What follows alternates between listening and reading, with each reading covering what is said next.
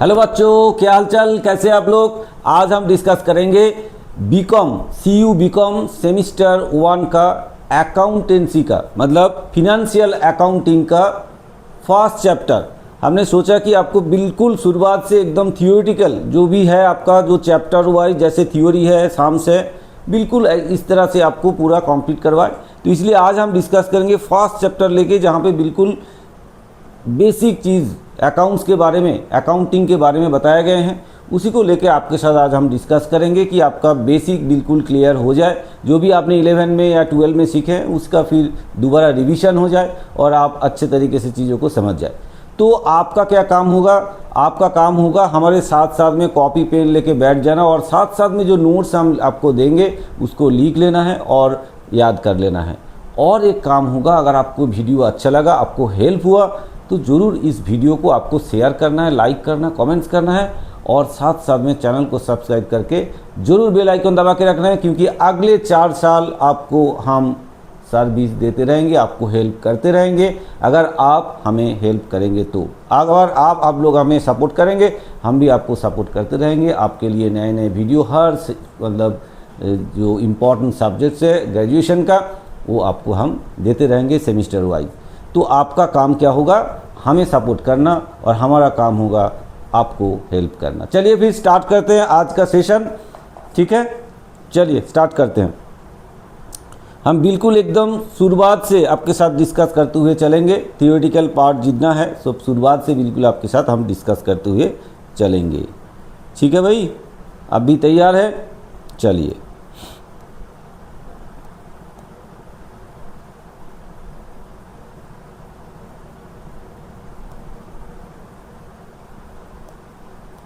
चलिए फर्स्ट देखते हैं अकाउंटिंग। ये चैप्टर जो है इसका नाम ही है इंट्रोडक्शन। आपने पहले ही देखा होगा, हमने चैप्टर यहाँ पे लिख के रखा है। चैप्टर का नाम ही आपका इंट्रोडक्शन 1, ठीक है। Chapter 1 introduction 1। इंट्रोडक्शन पार्ट अभी काफ़ी सारे चैप्टर लेके है, तो अकाउंट्स का जो इंट्रोडक्शन पार्ट है वो ये पार्ट 1 है, मतलब इंट्रोडक्शन 1 पार्ट है, फर्स्ट पार्ट है। उसको लेके आज हम डिस्कस करेंगे आपके साथ, धीरे धीरे आगे बढ़ते रहेंगे। चलिए देखते हैं क्या बताए गए हैं आपको, ठीक है भाई। तो अकाउंटिंग इंट्रोडक्शन आज स्टार्ट करते हैं। आपका जो लोग अभी HS दिए हैं, जो लोग अभी क्लास 12 एग्ज़ाम दिए उसका रिजल्ट अभी निकले नहीं है। अब सेमिस्टर 1 स्टार्ट होगा, अभी काफ़ी टाइम है, लेकिन फिर भी हम अभी से शुरू कर दिए कि आप लोग थोड़ा सा पढ़ाई के साथ साथ टच में रहे, तो जो पुराना जो चीज़ है, जो बेसिक चीज़ है आपको क्लियर होते जाए तो अच्छा होगा फिर आगे पढ़ने में, है ना। चलिए तो पहले ही आपको थोड़ा सा इंट्रोडक्शन पार्ट आपको समझाते हैं क्या बोला गया है, देखिए। चलिए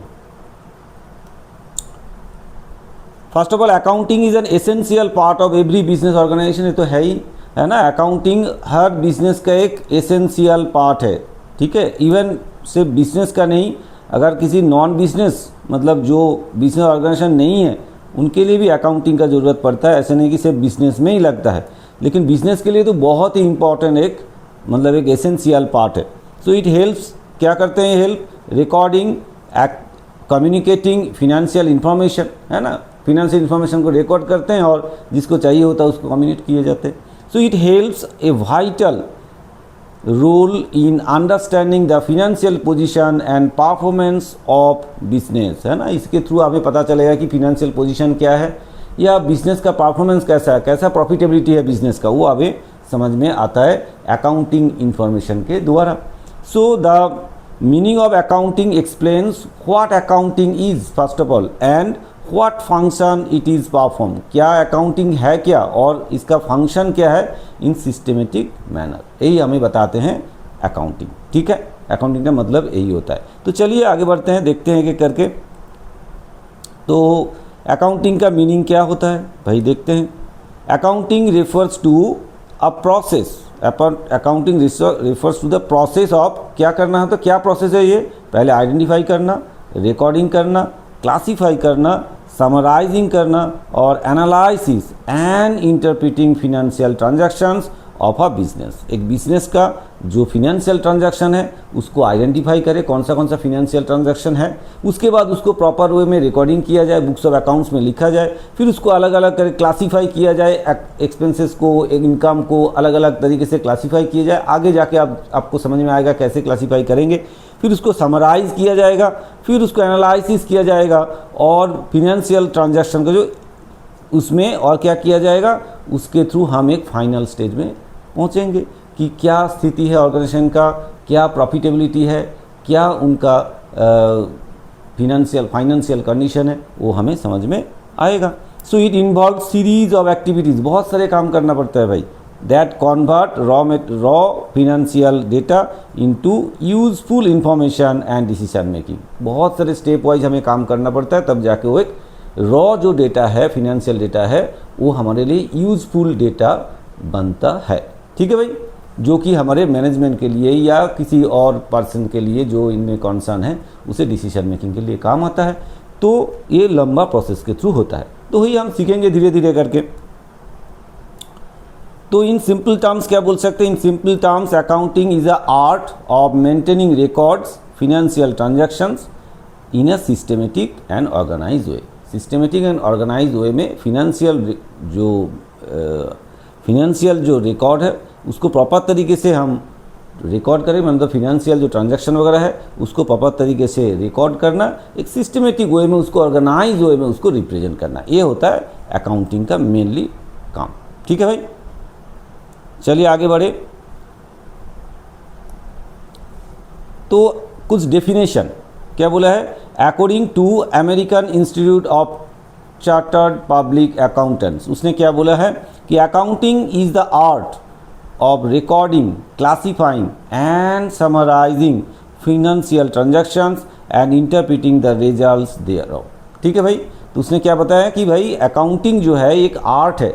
क्या आर्ट है, जिसके तो जो एक आर्ट ऑफ रिकॉर्डिंग है, रिकॉर्डिंग करने का एक आर्ट, जिसमें क्या होता है classifying and summarising financial data, classify किया जाता है और समराइज करके फिनेंशियल डेटा को समराइज करके उसके थ्रू रिजल्ट निकालते हैं क्या स्थिति है। ठीक है भाई, नेक्स्ट क्या बोला है, according to American accounting association ने क्या बताया है, accounting is the process of identifying, measuring and communicating economic information for decision making. Decision making के लिए जो फाइनेंशियल डेटा है उसको प्रॉपर तरीके से रिकॉर्ड करना, मेज़र करना, मतलब समराइज करना, जिसके थ्रू हमें क्या होगा, हमें कुछ डिसीजन मेकिंग के लिए काम आएगा, कोई भी सिद्धांत लेने के लिए हमारे यूजफुल होगा। सो this definition highlight that accounting is not only concerns with recording of transactions but also interpreting and communicating financial information. सिर्फ ये रिकॉर्ड करने का काम नहीं है भाई, प्रॉपर तरीके से इसको इन्फॉर्मेशन बनाना है और शेयर करना है, जिसको ये इन्फॉर्मेशन चाहिए उसको प्रॉपर तरीके से इन्फॉर्मेशन कम्युनिकेट करने का काम भी अकाउंटिंग है। ठीक है भाई, क्लियर।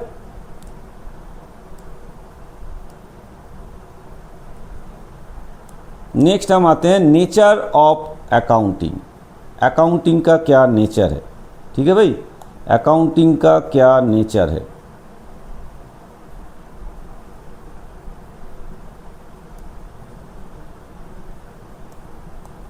नेचर ऑफ अकाउंटिंग, चलिए देखते हैं एक करके।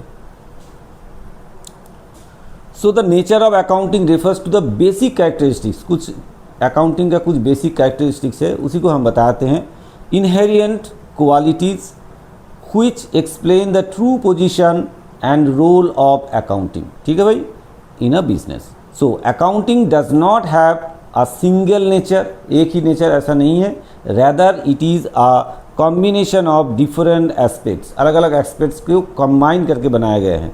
सो it is regarded as an art, इसको हम आर्ट भी बोल सकते हैं, साइंस भी बोल सकते हैं एंड इसको प्रोफेशन भी बोल सकते हैं, क्योंकि आर्ट, साइंस, प्रोफेशन सबको मिला के, है ना, सबको मिला के कंबाइन करके ये बनाया गया है, कॉम्बिनेशन ऑफ डिफरेंट एस्पेक्ट्स है। So it also function as language of business, business का लैंग्वेज यही है। हमें कोई भी एक पढ़ना है कुछ चीज़ को, उस लैंग्वेज को, जैसे बंगाली, हिंदी, इंग्लिश जो भी है, उस लैंग्वेज जैसे होता है, अकाउंटिंग के लिए ये एक लैंग्वेज है ना, एक अकाउंटिंग मतलब एक बिजनेस के लिए एक लैंग्वेज है।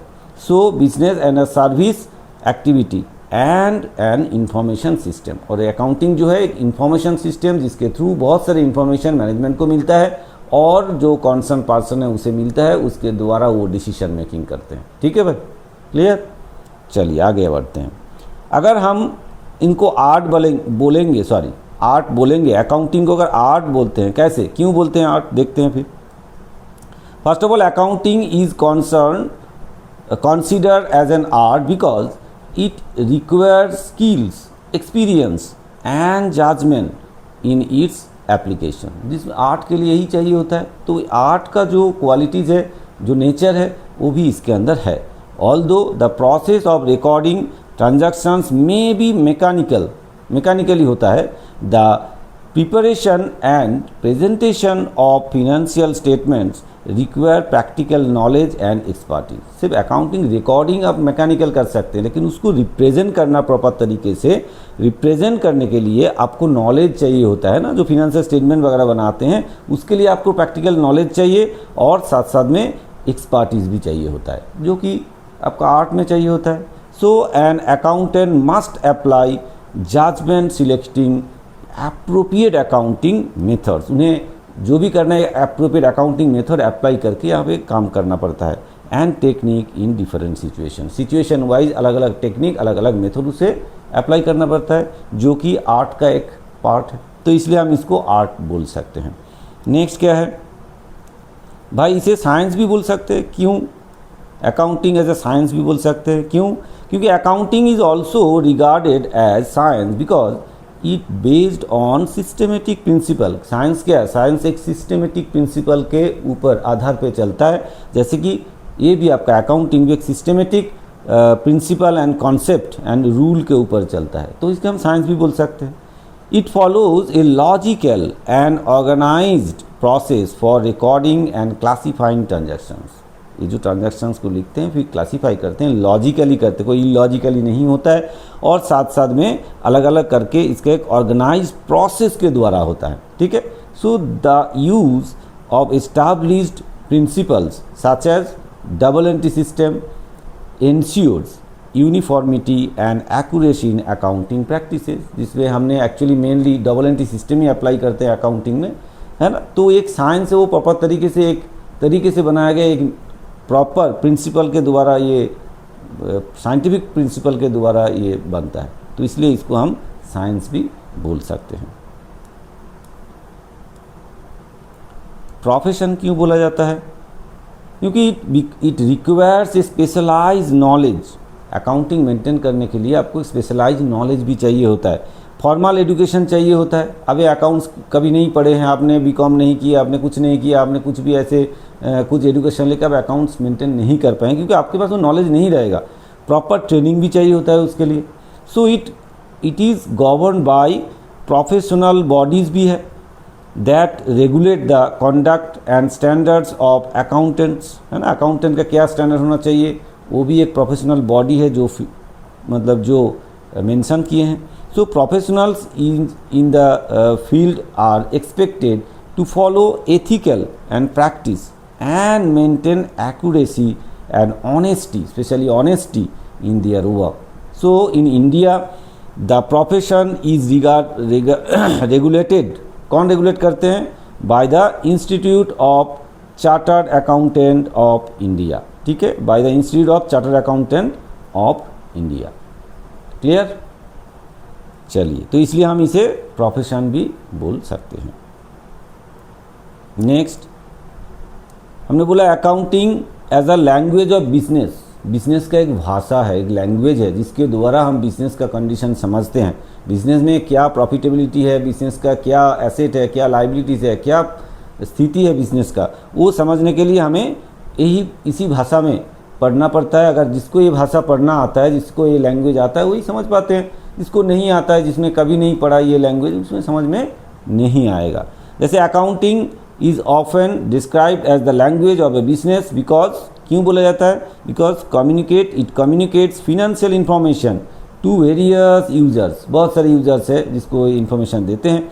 So financial statements act as an medium through who is the financial performance and position of a business can be conveyed to interested party, जो पार्टीज इंटरेस्टेड है उनके पास ये डेटा जाते हैं, ये इंफॉर्मेशन जाते हैं जो कि उनके पास एक ये लैंग्वेज की तरह है जो वो समझ पाते हैं।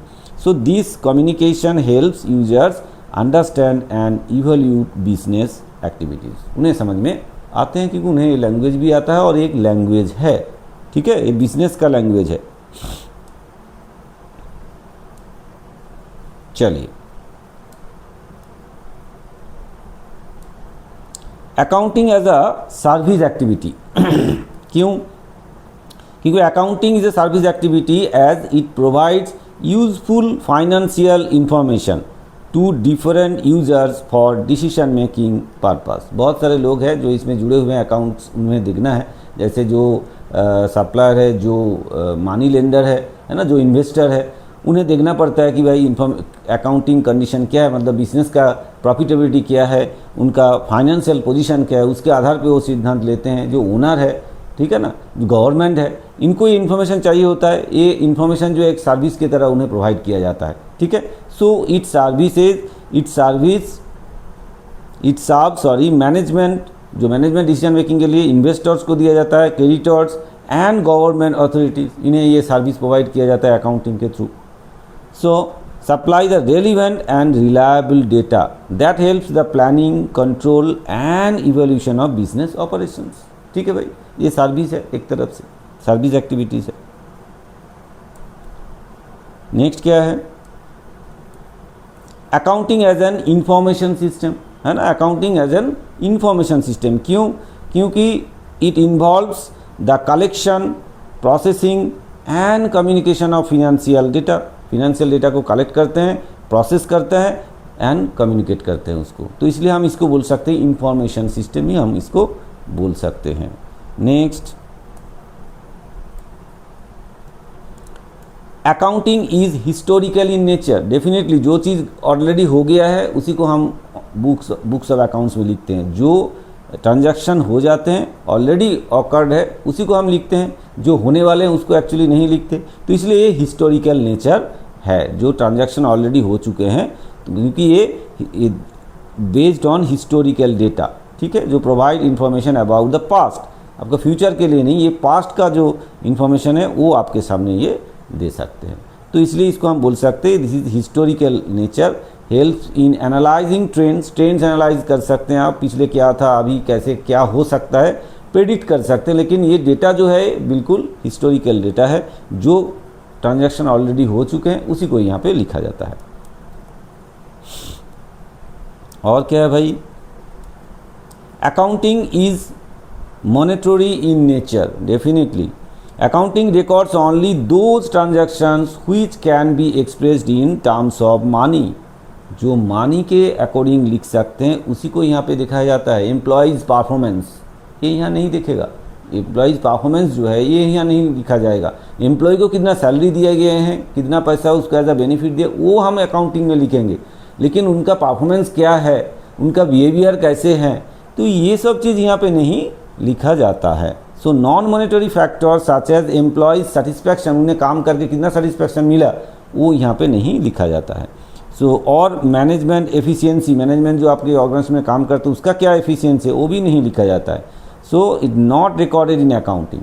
सो इवन दो दे मे इन्फ्लुएंस बिजनेस परफॉर्मेंस, है ना, बिजनेस को अच्छे चलाने के लिए सिर्फ प्रॉफिट नहीं, एम्प्लॉयज़ का सेटिस्फैक्शन भी चाहिए होता है, मैनेजमेंट का एफिशिएंसी चाहिए होता है, लेकिन फिर भी वो यहाँ पे नहीं लिखा जाता है। इसलिए accounting is monetary in nature होता है। ठीक है भाई, चलिए आगे।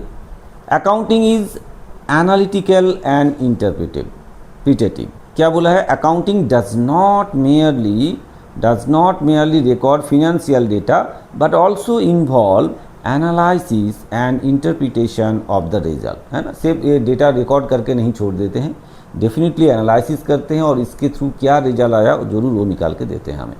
So the information obtain from the financial statement is analyse and understand the financial position of the end the performance of business. ये हमें समझ में आता है अकाउंट के द्वारा, जो कि डिसीजन मेकिंग के लिए बहुत ही काम आता है। ठीक है, डिसीजन मेकिंग के लिए जो इन्फॉर्मेशन बहुत ही हेल्पफुल होता है। ठीक है, ये था अकाउंटिंग का नेचर। ठीक है भाई, आगे चलते हैं। यूज़र्स ऑफ अकाउंटिंग इंफॉर्मेशन, एक यहाँ से क्वेश्चन आता है आपका, कौन कौन यूज़र है, एक्सटर्नल इंटरनल यूज़र कौन कौन है जो लोग ये अकाउंटिंग इंफॉर्मेशन को देखते हैं, उन्हें ज़रूरत है, उन्हें काफ़ी सारा डिसीजन लेना पड़ता है इसके द्वारा, कौन है ये लोग, वो आप हम पढ़ेंगे। चलिए, first of all accounting information is prepared to provide useful financial data to various parties, वो तो पता ही है। so who are interested in activities of a business, जो कि business activities में उनका इंटरेस्ट है, कौन है ये लोग। so these parties are known as users of accounting information, जो लोग ये इंफॉर्मेशन यूज़ करते हैं, जिन्हें इसका ज़रूरत है, उन्हें हम बोलते हैं यूज़र ऑफ अकाउंटिंग इंफॉर्मेशन। दो they rely on accounting records and financial statements to make decisions related to investment, management, credit and regulation, इसके लिए उन्हें ये इन्फॉर्मेशन चाहिए होता है। ठीक है, जो मैनेजमेंट उन्हें डिसीजन लेना पड़ता है अलग अलग विषय में, फिर जो इन्वेस्ट करते हैं वो सोचते हैं कि भाई हम यहाँ इन्वेस्ट करेंगे हमारा रिटर्न आएगा कि नहीं, ठीक है ना। तो इसलिए इन लोगों को काफ़ी सारे डिसीजन लेने के लिए, या कोई उधार देना चाहते हैं आपको, देंगे तो देंगे कि नहीं, सप्लायर सोचते हैं कि भाई हम इसके क्रेडिट में सामान बेचेंगे, बाद में पैसा आएगा कि नहीं, ये सब के लिए उन्हें ये इन्फॉर्मेशन चाहिए होता है। लेकिन कोई बिजनेस को ऐसे जाके देख के आपको नहीं पता चलेगा कि इनका हालत क्या है, जब तक आप इनका अकाउंटिंग इन्फॉर्मेशन नहीं देखेंगे आपको नहीं पता चलेगा कि इनका एक्चुअली अंदर का क्या कंडीशन है। ठीक है, so the uses of accounting informations are broadly classified into internal users and external users। ठीक है, अकाउंटिंग इन्फॉर्मेशन को दो तरीके से, यूज़र को दो तरीके से बांटा गया, एक होता है इंटरनल यूज़र्स एंड दूसरा होता है एक्सटर्नल यूज़र्स। चलिए एक एक करके फिर हम इसे डिस्कस करते हैं। चलिए भाई, internal users of accounting information कौन है, कौन लोग हैं जो इंटरनली इन्फॉर्मेशन उन्हें चाहिए होता है, देखते हैं एक एक करके। इंटरनली किसको चाहिए होता है, इंटरनली चाहिए होता है फर्स्ट ऑफ ऑल मैनेजमेंट को चाहिए होता है, क्योंकि मैनेजमेंट बिजनेस को चलाते हैं, उन्हें तो अकाउंट्स देखना पड़ेगा, तभी तो जाके सिद्धांत लेंगे आगे क्या करेंगे। अगर बिजनेस प्रॉफिटेबिलिटी है तो चलाएंगे, नहीं है तो फिर कुछ शिफ्ट करेंगे, कुछ चेंज करेंगे, तो उन्हें इन्फॉर्मेशन जरूर चाहिए होता है। So internal users accounting information है management. So it uses financial data to formulate policies, future के लिए जो पॉलिसी बनाना है उसके लिए डेटा चाहिए होता है। प्रिपेयर बजट, भविष्य के लिए क्या क्या खर्चा आने वाले हैं, क्या खर्चा हो सकता है, उसका पास्ट जो हिस्ट्री जो इन्फॉर्मेशन है उसको एनालिसिस करके वो लोग बजट बनाते हैं। And evaluate the performance of different in department, अलग अलग ऑर्गेनाइजेशन में डिपार्टमेंट है, सबका क्या क्या परफॉर्मेंस है उसको इवेल्यूट करने के लिए भी इन्हें हेल्प करता है। So accounting information helps measurement management in taking strategic decision such as expansion, cost control and profit maximization। तो ये सब सिद्धांत लेने के लिए, ये सब डिसीजन लेने के लिए मैनेजमेंट को अकाउंटिंग इंफॉर्मेशन का ज़रूरत है। ठीक है भाई, नेक्स्ट और कौन है जिसको ये इंफॉर्मेशन चाहिए होता है, दैट इज़ एम्प्लॉयज़। एम्प्लॉयज़ को भी इसका इंफॉर्मेशन चाहिए होता है। क्यों? Employees are also internal users to accounting information. They are interested in the financial stability and profitability of the business because क्यों चाहिए भाई उन्हें तो काम करना है बस, मामला ख़त्म नहीं भाई, चाहिए होता है। क्यों? It affects their job security. अगर वो बिज़नेस ठीक नहीं चल रहा है, प्रॉफिटेबिलिटी नहीं है, कुछ ही दिनों में बिज़नेस बंद होने वाले हैं या बहुत ज़्यादा क्रेडिट में डूबे हुए हैं, तो उन्हें ये टेंशन रहेगा भाई कभी भी हमारा नौकरी भी चला जाएगा। तो इसलिए इनको भी जानने का ज़रूरत है ये। और उस दूसरी बात है उनका सैलरी ठीक टाइम पर मिलेगा कि नहीं, है ना। तो फ्यूचर में ये बिज़नेस ग्रोथ होगा कि नहीं, अगर बिज़नेस ग्रोथ नहीं होगा, यहाँ पड़े रहेंगे तो हमारा सैलरी भी नहीं बढ़ेगा, तो इससे बेहतर हम भागे कहीं। तो इसलिए उन्हें भी देखना पड़ता है कि अकाउंटिंग इन्फॉर्मेशन में जिसमें प्रॉफिटेबिलिटी क्या है और बिजनेस का क्या फाइनेंशियल पोजीशन है, उन्हें भी चाहिए होता है। अगर स्ट्रॉन्ग ऑर्गेनाइजेशन होगा, फाइनेंशियली स्ट्रॉन्ग होगा ऑर्गेनाइजेशन, तो इस इंश्योर बेटर वर्किंग कंडीशन उन्हें मिलेगा और साथ साथ में उनका करियर अपॉर्चुनिटीज़ भी बेटर होगा। तो इसलिए इन्हें एम्प्लॉयज़ को चाहिए होता है अकाउंटिंग इन्फॉर्मेशन। ठीक है, एक्चुअली हम बहुत डिटेल में आपको पढ़ा रहे हैं, हम ये चाहते हैं कि आप डिटेल में बिल्कुल जानें इस चीज़ को, क्योंकि ये एग्ज़ाम के लिए हम नहीं पढ़ा रहा है, क्योंकि बहुत सारे ऐसे हैं ये एग्ज़ाम में आपका क्वेश्चन नहीं दिया जाएगा आपका ग्रेजुएशन लेवल में, लेकिन आप ग्रेजुएशन कर रहे हैं सिर्फ एग्ज़ाम में मार्क्स पाने के लिए नहीं, आपको यहाँ पे अच्छे तरीके से सोच समझ के सीख के आगे जाना है, क्योंकि आगे आप जाके ग्रेजुएशन के बाद अभी कहीं ना कहीं आप काम करेंगे, अकाउंट्स के ऊपर काम करेंगे, तो आपको ये नॉलेज ज़रूर होना चाहिए, अकाउंट्स के बारे में डिटेल्स नॉलेज आपके पास ज़रूर होना चाहिए, तभी जाके आपको काम मिलेगा और आप काम कर पाएंगे। इसलिए सिर्फ पास करने के लिए हम लोग नहीं पढ़े, हम पढ़ते हैं सीखने के लिए। खास तौर से ग्रेजुएशन लेवल में आपको अच्छे तरीके से ही सीखना पड़ेगा, तभी जाके आपको कोई काम धाम मिलेगा, नहीं तो नहीं मिलेगा। ठीक है भाई, तो इसलिए सिर्फ एग्ज़ाम के लिए हम लोग नहीं पढ़ रहे, खुद सीखने के लिए पढ़ रहे हैं। ऐसे आप पढ़िए तो आपके लिए बहुत फ़ायदा होगा। ठीक है भाई, एग्ज़ाम में तो आप पास करेंगे ही, अच्छा मार्क्स भी आएगा और अच्छा नॉलेज मिलेगा, तब जाके आपको काम भी मिलेगा और हायर स्टडीज़ में भी आपको हेल्प करेगा। चलिए आगे बढ़ते हैं। तो अब एक्सटर्नल यूज़र्स कौन कौन है? External users those parties who are not internally situated, means the external users are those parties who are not directly involve, जो डायरेक्टली हमारे ऑर्गेनाइजेशन के साथ जुड़े नहीं हैं, लेकिन फिर भी उन्हें इन्फॉर्मेशन चाहिए होता है। ठीक है, जो कि मैनेजमेंट करते हैं, बिजनेस को मैनेज करते हैं, ऐसा नहीं है, लेकिन फिर भी उन्हें चाहिए होता है, उसको बोला जाता है एक्सटर्नल यूज़र्स। कौन है भाई ये लोग? जो हमारे साथ डायरेक्टली बिजनेस मैनेज करने के लिए नहीं जुड़े हुए हैं, लेकिन उन्हें चाहिए होता है इन्फॉर्मेशन। कौन है ये? First of all investors. Investors जो पैसा आपका बिजनेस में लगाते हैं, means investors are one of the most significant external user. उन्हें भी तो जानना पड़ेगा भाई, आपके बिजनेस में हम पैसा लगा देंगे फिर तो डूब जाएगा अगर बिजनेस कंडीशन सही नहीं है तो। सो दे use accounting informations to evaluate the profitability and financial stability of the business before making investment decisions, है ना। इन्वेस्टमेंट डिसीजन लेने से पहले वो जरूर देखना चाहेगा आपका बिजनेस का प्रॉफिटेबिलिटी क्या है, और उसमें अगर हम इन्वेस्ट करेंगे तो हम भविष्य में हमें रिटर्न क्या आ सकता है या लॉस हो सकता है, ये उसको देखना जरूर है। So financial statements helps them to decide whether to invest or hold, invest करे या ना करे, और टू सेल देयर शेयर्स, या तो जो शेयर खरीद के रखा है भाई भविष्य में इसका प्राइस तो घट जाएगा, कंडीशन सही नहीं है तो भाई बेच दो इसको, ऐसे भी सिद्धांत वो ले सकते हैं। और कौन है भाई? Creditors and lenders. क्रेडिटर्स पता है क्रेडिटर्स कौन है? आपको पहले से ही पता है क्रेडिटर्स कौन है? जो उधार में हमें सामान सप्लाई करते हैं, रॉ मटेरियल हो या गुड्स हो, जो सप्लाई करते हैं उसको क्रेडिटर्स बोला जाता है। लेंडर्स मीन्स जिसने हमें उधार देते हैं, मतलब जो हमें लोन देते हैं actually. So creditors and lenders such as banks and financial institution uses accounting information to determine the creditworthiness of a business, क्योंकि हम उसे लोन तो दे देंगे, बाद में वो लोन चुका पाएगा कि नहीं वो जरूर देखना चाहेगा, तभी जाके उन्हें लोन दिया जाएगा, तो वो जरूर देखेगा।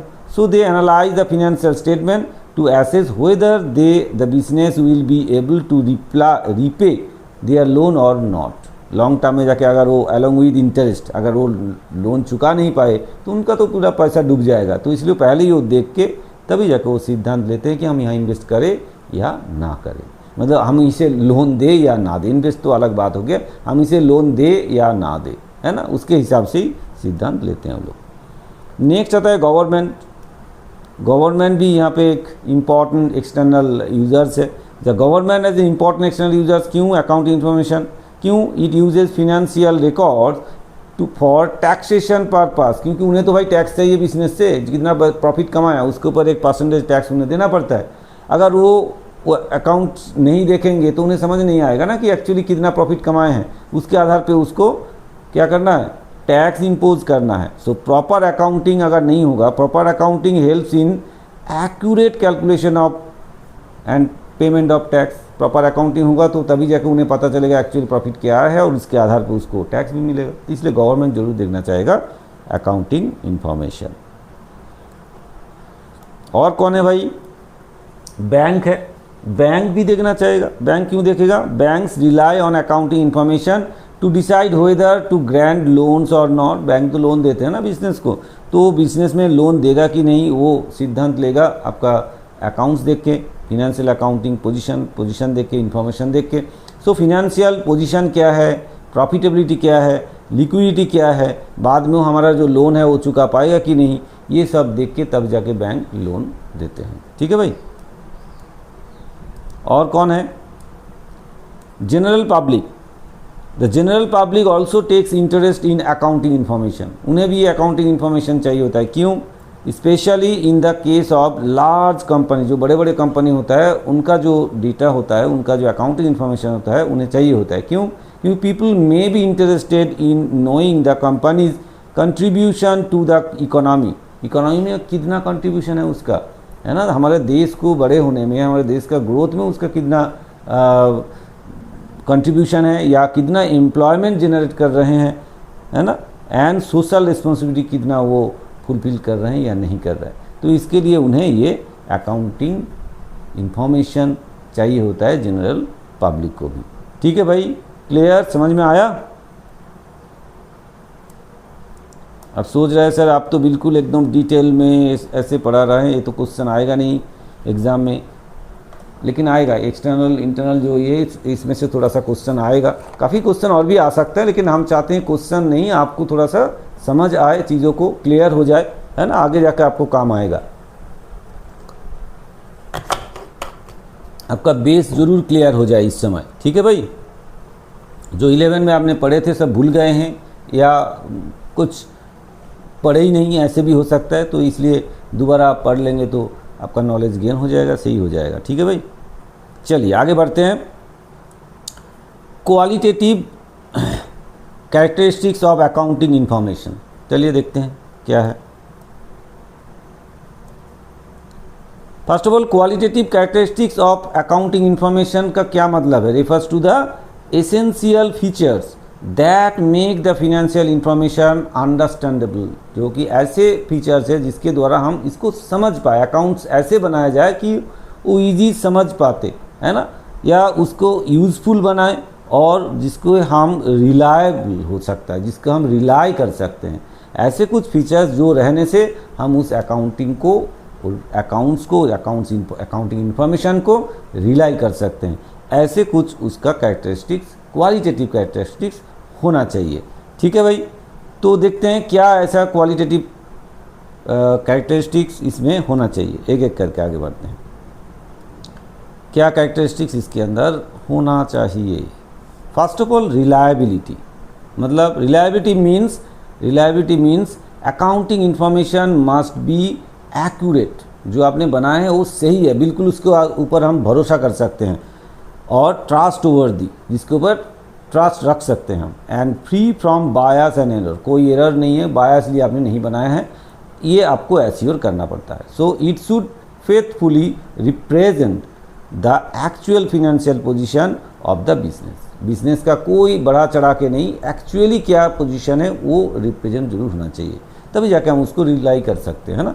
सो reliable information can be verified and dependent upon by users for making decision, क्योंकि इसके ऊपर भी डिपेंड करके डिसीजन लेते हैं, तो ये रिलायबल होगा तभी तो जाके इसके ऊपर डिसीजन लिया जाएगा, है ना कि नहीं।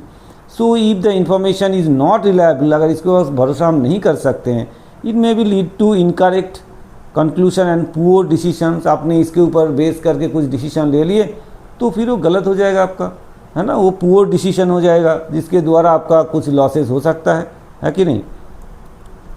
तो ज़रूर रिलायबिलिटी होना चाहिए इसमें। नेक्स्ट क्या है? रेलिवेंस होना चाहिए, मतलब relevance means that accounting information should be useful for decision making. आपने कुछ अकाउंटिंग ऐसे इंफॉर्मेशन बना दिया जो हमारे जो डिसीजन है उसके लिए इसका कोई मतलब ही नहीं रहा, तो फिर क्या फ़ायदा इस अकाउंटिंग इंफॉर्मेशन का। तो अकाउंटिंग इंफॉर्मेशन ऐसे होना चाहिए जो कि हमारा काम आए, जो कि हमारा यूज़फुल हो, ऐसे अकाउंटिंग इंफॉर्मेशन होना चाहिए। So it must have the ability to influence the economic decision of users का जो इकोनॉमिक डिसीजन है वो लेने में वो इन्फ्लुएंस करे, उसको हेल्प करे, तभी जाके उसका फ़ायदा है, अदरवाइज फ़ायदा नहीं है। सो relevant information helps in predicting future outcomes and confirming past events. ठीक है, जो पास्ट इवेंट जो हुआ है सही या नहीं वो उसमें कन्फर्मेशन आए और फ्यूचर में इसके आधार पे क्या हो सकता है वो पता चले। So information that is not relevant has no practical useful users. Practical नहीं है भाई, उसे कोई काम ही नहीं है, प्रैक्टिकल वैल्यू नहीं रहेगा अगर वो हमारे पास यूजफुल नहीं है तो। और क्या उसमें चाहिए? अंडरस्टैंडेबिलिटी होना चाहिए, मतलब means Understandability means that the accounting information should be presented in a clear and simple manner so that users can easily comprehend. इसको इस तरह से रिप्रेजेंट किया जाए जो यूज़र है उसे इजीली समझ आए। ऐसे कॉम्प्लेक्स करके आप किसी इंफॉर्मेशन को रिप्रेजेंट करेंगे तो यूज़र को समझ ही नहीं आएगा। अगर यूज़र को समझ ही नहीं आएगा तो फिर क्या फ़ायदा। तो इसलिए यूज़र को वो समझ आना चाहिए, ऐसे आपको वो इंफॉर्मेशन बनाना चाहिए। तो इसका मतलब है अंडरस्टैंडेबिलिटी उसके अंदर होना चाहिए। So however users are expected to have a basic knowledge of accounting to understand the information. Definitely जो लोगों के पास अकाउंटिंग नॉलेज नहीं है, अकाउंट्स का बिल्कुल नॉलेज नहीं है, उसके पास अगर ये स्टेटमेंट आप दे देंगे वो तो अंधेरा देखेगा, उसे तो कुछ समझ नहीं आएगा क्योंकि वो लैंग्वेज उसने सीखा नहीं है। लेकिन जिसने लैंग्वेज के बारे में, जिसको पता है, जिसको अकाउंट्स पढ़े हैं, जिसको पता है, वो ज़रूर समझ में आएगा उन्हें। ऐसा इन्फॉर्मेशन बनाना चाहिए। ठीक है भाई। So clear presentation increases the usefulness of financial statement. अगर जितना क्लियरली आप उसको रिप्रेजेंट करेंगे उतना ही उसका अंडरस्टैंडेबिलिटी होगा और यूजफुलनेस होगा। ठीक है भाई, क्लियर। आपने सोचा था अकाउंट्स में भी इतना थ्योरी है भाई, बेसिक चीज़ थ्योरी तो है, इसको अगर जानना आपको ज़रूर है तो इसलिए आपको ज़रूर जानना चाहिए। नेक्स्ट क्या आता है, comparability. Comparability means the accounting information should allow user to compare financial statement over different periods and with other business. जो इंफॉर्मेशन आपने बनाया है वो अलग अलग पीरियड का, पिछले 5 साल का जो इंफॉर्मेशन है अलग अलग पीरियड का, उसको हम कंपेयर कर पाए, या हम चाहे तो अपना जो बिजनेस का जो अकाउंटिंग इन्फॉर्मेशन है वो दूसरे बिजनेस का बिजनेस अकाउंटिंग इन्फॉर्मेशन के साथ कंपेयर कर पाए। इस तरह से उसको बनाना चाहिए कि उसमें कंपेरेबिलिटी रहे, तभी हमको समझ में आएगा कि हमारा बिजनेस आगे से पीछे से आगे हम ग्रोथ के तरफ भाग रहे हैं या पीछे भाग रहे हैं, है ना। ग्रोथ हो रहा है कि नहीं ये हमें समझ में तब आएगा, या दूसरे बिजनेस के साथ कंपेयर करके देखेंगे हम बेटर है कि वो बेटर है, ये समझ में आपको आएगा। सो consistency in accounting method is essential. जो भी मेथड आप अप्लाई करेंगे उसको कंटिन्यूसली आपको मेंटेन करना चाहिए। हर साल हर 2 साल में अगर अकाउंटिंग मेथड चेंज कर देंगे तो इन्फॉर्मेशन कंपेरेबिलिटी नहीं रहेगा, क्योंकि पिछले साल कुछ और बेसिस था, इस साल कुछ और बेसिस में आप कर रहे हैं, तो फिर वो दोनों साल के अंदर जो साल में जो अकाउंटिंग हुआ है वो आप कंपेयर करके नहीं देख सकते। ठीक है भाई। तो कंपेरेबिलिटी अगर नहीं रहेगा तो हम इसको बिजनेस का जो ग्रोथ है, परफॉर्मेंस क्या है, वो हमें समझ में नहीं आएगा अगर कंपेयर नहीं कर पाए तो। ठीक है भाई, क्लियर। चलिए आगे बढ़ते हैं।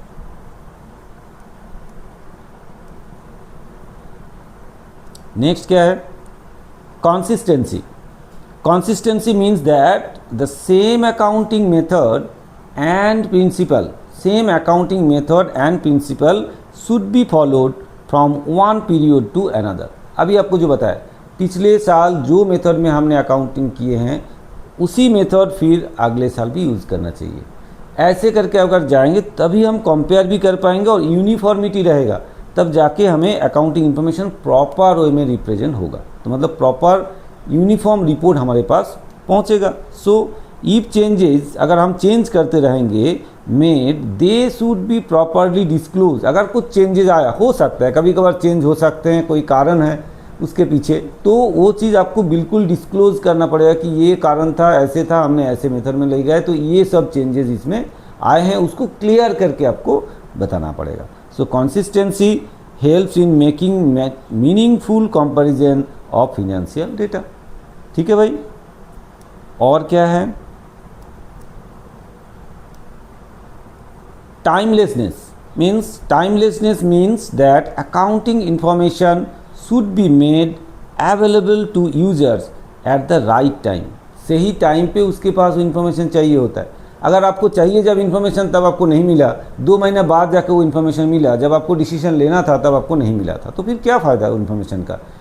इन्फॉर्मेशन सही टाइम पे भी तो मिलना चाहिए। जिस टाइम पे हमें चाहिए उस टाइम पे अगर इन्फॉर्मेशन मिलता है तो फिर हम उसके हिसाब से डिसीजन ले पाते। तो इन्फॉर्मेशन सिर्फ मिलना ज़रूरी नहीं है, उसके साथ टाइम भी होना चाहिए, प्रॉपर टाइम में इन्फॉर्मेशन मिलना चाहिए। So delayed information loses its usefulness. जब हमें मिला तब उसका कोई यूज़ हमारे पास नहीं रहा, ऐसे होगा। So timeliness timely information enables users to take prompt decisions, ठीक है। So outdated information may lead to wrong and ineffective decision. पुराना कुछ डेटा उठा के जब आपको चाहिए था तब मिला नहीं था, अब जाके मिला, उसके ऊपर उसके आधार पे आप कुछ डिसीजन लेंगे तो गलत होने का चांसेस रहेगा, ठीक है भाई। नाउ कुछ अकाउंटिंग सम इम्पॉर्टेंट डेफिनेशन कुछ दिए गए हैं जो पहले भी हमने शायद पढ़े हैं, एक बार दोबारा देख लेते हैं क्या डेफिनेशन वगैरह दिए हैं अकाउंटिंग के ऊपर। तो definition by American Institute of Chartered Public Accountant, उसने अकाउंटिंग इन्फॉर्मेशन को क्या बोला गया है। उनके मुताबिक accounting is an art of recording, classifying and summarising and in a significant manner and in terms of the money transactions, definitely money transaction ही हम entry करेंगे, and events which are of a financial character, जिसका character financial है, non financial नहीं है, and imparting the results thereof, ठीक है भाई। तो इसका मतलब क्या, दिस डेफिनेशन emphasizes क्या, that accounting involves not only recording transactions but also summarizing and interpreting financial data, है ना। सिर्फ अकाउंटिंग रिकॉर्ड करने से काम नहीं होगा, उसको प्रॉपर तरीके से समराइज करना है और उस डेटा से कुछ एक सिद्धांत में हम आ पाए। So it highlights accounting as a both art and a process of communication. एक आर्ट भी है एंड साथ में एक कम्युनिकेशन प्रोसेस है, ठीक है भाई। नेक्स्ट क्या बताया गया definition of American accounting association, उसने क्या बताया, according to the American accounting association, accounting is the process of identifying, measuring and communicating economic information to perform informed judgements and decision by users, simple. So this definition focuses on role of accounting in decision making, मतलब accounting का main role क्या है, decision making में help करे, मतलब कोई भी decision लेने के लिए जो रिलेटेड डिसीजन है, फाइनेंशियल डिसीजन जो है उसको लेने के लिए ये जरूर हेल्प करे। तो it highlights that accounting provides useful information to users for making economic decision, ठीक है भाई। ये क्या हेल्प करते हैं कि इकोनॉमिक डिसीजन लेने के लिए अकाउंटिंग इंफॉर्मेशन जरूर हेल्प करे।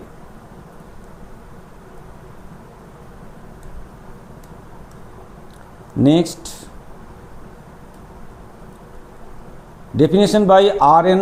एंथनी, क्या बोले हैं, according to R N. Anthony, accounting is a means of collecting, summarising, analysing and reporting financial data. उनके मुताबिक collecting, summarising, analysing and reporting the financial data, यही होता है अकाउंटिंग, ठीक है। तो this definition emphasises the analytical aspects of accounting, mainly analysis करना, ठीक है, एनालिसिस करना। So it shows that accounting is not limited to recording, सिर्फ लिखने से काम हो गया ऐसा नहीं है, but also involve analysing and reporting, proper उसको एनालाइसिस करके रिपोर्ट पेश करना, ये इनका काम होता है, ठीक है। तो अलग अलग देखिए, अलग अलग तरीके से डिफाइन किए गए अकाउंट्स को। Next definition by Smith and Osborne, क्या बोले हैं, स्मिथ एंड ऑसबॉर्न क्या बोले हैं, according to Smith and Osborne, accounting is the science of recording and classifying business transactions and events primarily of financial character and the art of making significant summaries, analyzing interpretation of those transaction and events। तो इसने सबको summarise करके, सबका बात एक करके इसने actually बता दिए हैं। तो इनके मुताबिक क्या है, इसमें डुअल नेचर है अकाउंटिंग का, क्या है, as both a science and a art, इसमें साइंस भी है और इसमें आर्ट भी है। It highlights the complete process of accounting from recording to interpretation, recording to interpretation तक कंप्लीट एक प्रोसेस, उसके बारे में इसने हमें बताया है, ठीक है भाई। समझ में आया, क्लियर हो रहा है, ठीक है। तो एक काम करते हैं, इस वीडियो को हम यहाँ ख़त्म करते हैं, इस सेशन को। बाकी आप देखिए ऑब्जेक्टिव ऑफ अकाउंटिंग ये जो है इसको लेके हम नेक्स्ट लेक्चर में आपके साथ डिस्कस करेंगे। वीडियो को हम ज़्यादा लेंदी नहीं करेंगे क्योंकि ये थ्योरी पेपर है। थ्योरी बहुत मतलब थ्योरी पेपर नहीं है, ये थ्योरी पार्ट है। अकाउंटिंग का थ्योरी बहुत ज़्यादा सुनने में आपको मज़ा नहीं आएगा, तो हम छोटे टुकड़े से इसको 2 टुकड़े में बांट लेते हैं। फिर एक पार्ट सेकेंड पार्ट जो है जो वो बाकी रहेगा इस चैप्टर का, हम नेक्स्ट लेक्चर में आपके साथ डिस्कस करेंगे। तब तक आप लोग पढ़ाई जारी रखिए। मतलब अभी थोड़ा सा घूम फिर रहे हैं आप लोग, घूम फिरिए ज़रूर। अभी तो रिजल्ट भी नहीं निकले हैं, रिजल्ट निकलेगा फिर एडमिशन होगा तभी जाके पढ़ाई अगर आपको प्रॉपरली स्टार्ट होगा। लेकिन अभी से थोड़ा बहुत आप देखते रहेंगे, अभी टाइम है आपके हाथ में, तो ये सब चीज़ आप इस समय जो बेसिक जो है वो चीज़ आपका क्लियर होता रहेगा। अगर आपको वीडियो अच्छा लगा, आपको हेल्प हुआ, ज़रूर इस वीडियो को आपको दोस्तों को शेयर करना है, लाइक करना है, कमेंट्स करना है और साथ साथ में चैनल को ज़रूर सब्सक्राइब करके रखना है क्योंकि अगले 8 सेमिस्टर हम आपके साथ हैं। ठीक है भाई, तो इसलिए आप भी हमारे साथ रहिए, जुड़े रहिए, तो आपको भी फ़ायदा होगा और हमें भी हेल्प मिलेगा। ठीक है भाई, मिलते हैं फिर नेक्स्ट वीडियो में। Thank you.